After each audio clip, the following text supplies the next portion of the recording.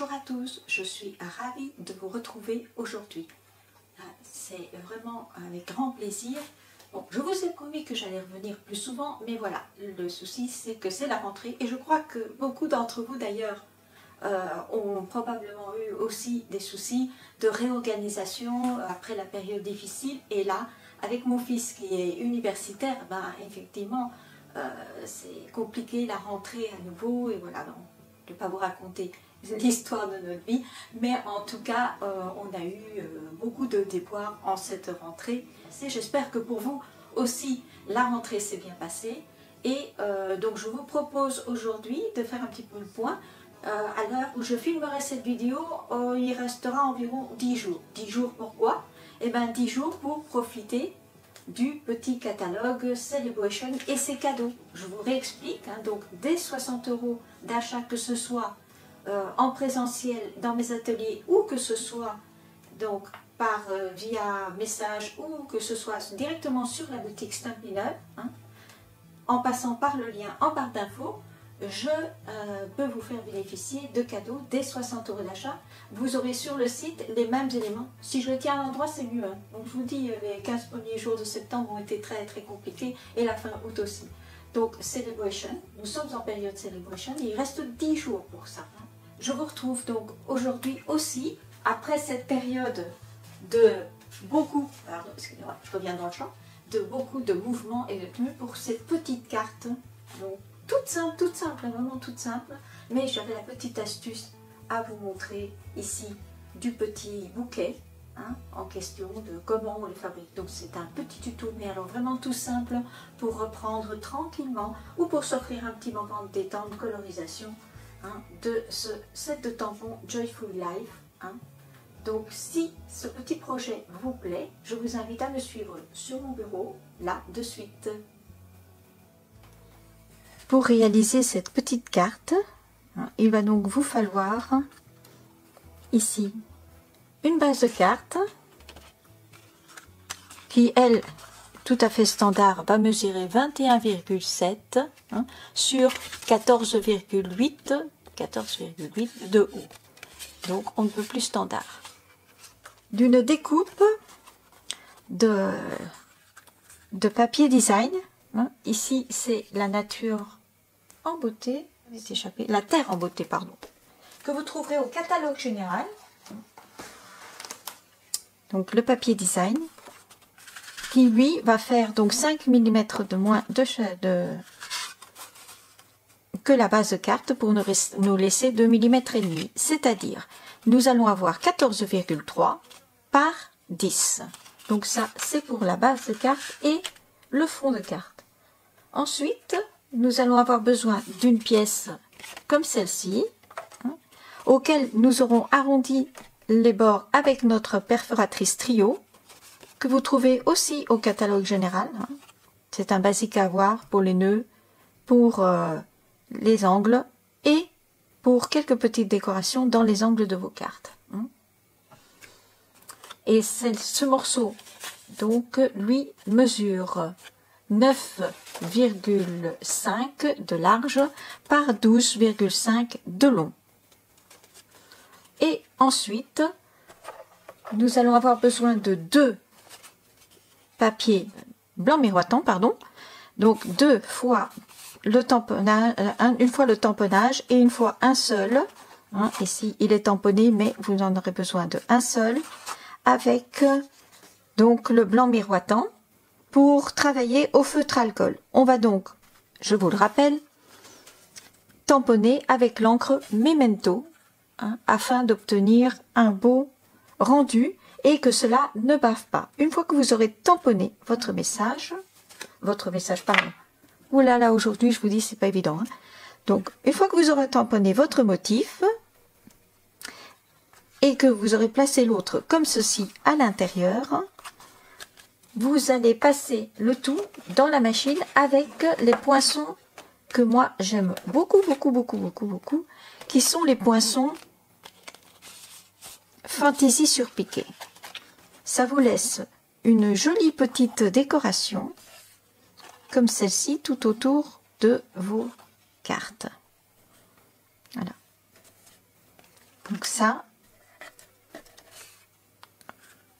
vous venez autour des gobelets. Donc le blanc miroitant, je l'ai fait en 9 cm par 12 cm. Vous aurez aussi besoin de fil comme celui-ci. Et ceci est du fil que l'on trouve, moi j'en ai trouvé sur Amazon, mais aussi dans les magasins de bricolage. Vous prenez le plus fin, le plus fin, le plus fin. Donc du fil de fer avec, donc en couleur verte. Je ne sais pas si les fleuristes peuvent en avoir d'ailleurs. Il faudrait demander à votre fleuriste, peut-être qu'il en aura aussi. En tout cas, moi, je l'ai trouvé sur Amazon. J'essayerai de vous mettre le lien en barre d'infos, du fil de fer vert, très fin comme ceci, c'est du 0,5 mm. Et là, maintenant, je vous mets en musique pour la mise en couleur. À tout de suite.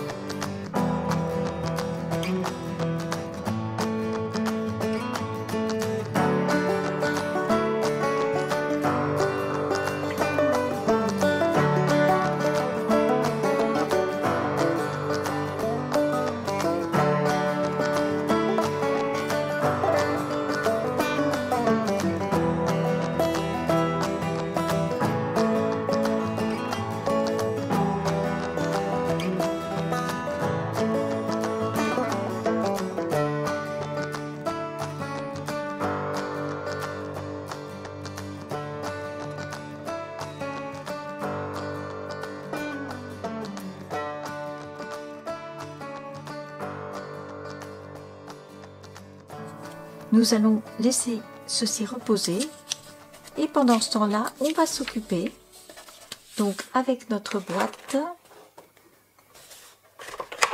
et les petites découpes que j'ai déjà préparées, mais je vous montre d'où elles viennent. Vous avez au catalogue général les poinçons cadres floraux. Voilà, donc les cadres floraux. Et j'ai utilisé ces petites fleurs-ci. Ce sont des petits cadres qui vous permettront de faire des petits centres pour les toutes petites cartes. Ici, nous allons inverser par rapport à la couleur. Nous allons prendre 3 fleurs, enfin 2 fleurs en merlot magique. Donc voilà, on les double. Et une fleur en mystérieuse brume. Donc ensuite, nous allons attraper nos morceaux de fil de fer.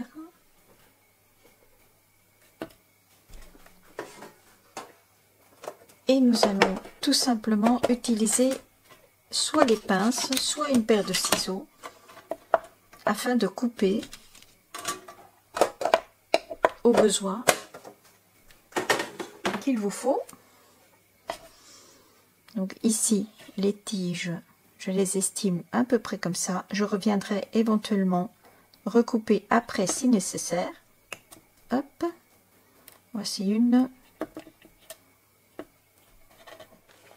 Alors ensuite, l'astuce va consister à prendre soit, comme je vous ai dit, votre outil touche à tout, ici. Faites attention de ne pas vous piquer et de tourner comme ceci autour le bord. Voilà. Hop.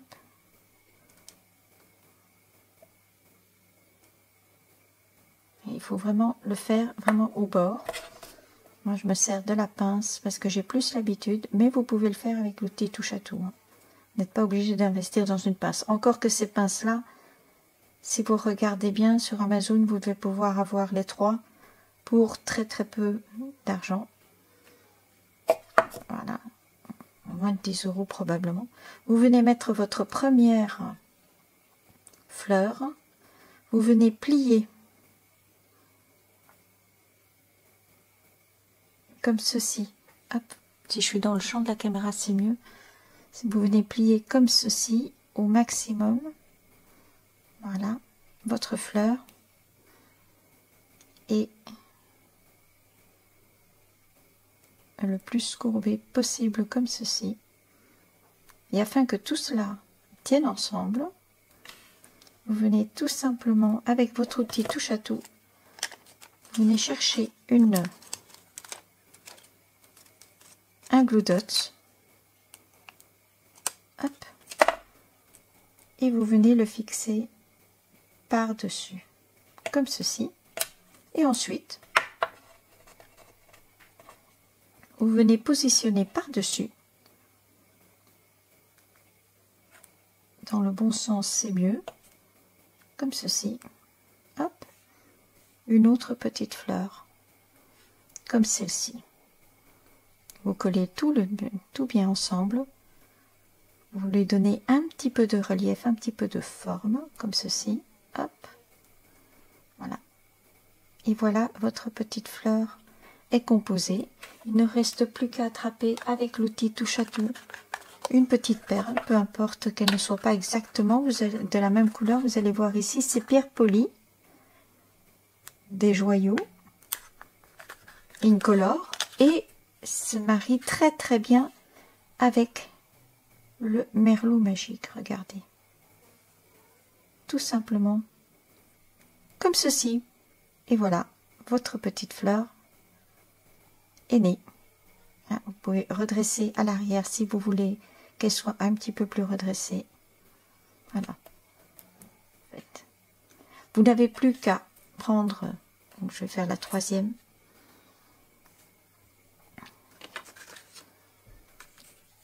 Votre dessin et venir faire une petite découpe ici au cutter, afin de glisser entre les deux, comme vous voyez ici, de glisser entre les deux bras de notre charmant petit lapin le bouquet qu'il offrira au destinataire de la carte. Voilà. Je termine d'assembler tout ça. Ce tuto est à présent terminé et je voulais vous montrer que si jamais la petite partie derrière entre les deux petits bras, comme ici, de votre petit lapin casse, ce qui peut arriver, ne gâchez pas votre mise en couleur et votre carte et mettez-y un petit ruban, une petite ficelle pour tenir les fleurs. Cela vous permettra de récupérer votre jolie mise en couleur et votre joli travail, et de pouvoir quand même l'utiliser et ce sera ni vu ni connu. Donc voilà pour la carte en merlot magique et la carte en mystérieuse brume. Dites-moi en commentaire laquelle des deux vous préférez, quelle tonalité vous préférez. J'ai un petit coup de cœur pour celle-ci, mais je vous laisse décider la couleur qui vous convient le mieux. Voilà. Et quant à moi, je vous retrouve très très bientôt pour un autre tuto. Je voulais aussi vous demander, est-ce que, bon, certains ont vu, beaucoup de monde a vu sur ma liste des vidéos YouTube, la vidéo concernant le calendrier de l'Avent. J'ai beaucoup de questions. Encore 2 ans après, je vous en remercie énormément du succès que cette petite roue a eu. Si vous ne l'avez pas vue, je vous la mets là à la fin de la vidéo en suggestion de tuto. Et vous, si vous souhaitez, je veux bien faire un live pour répondre à toutes vos questions concernant la roue, calendrier de l'Avent.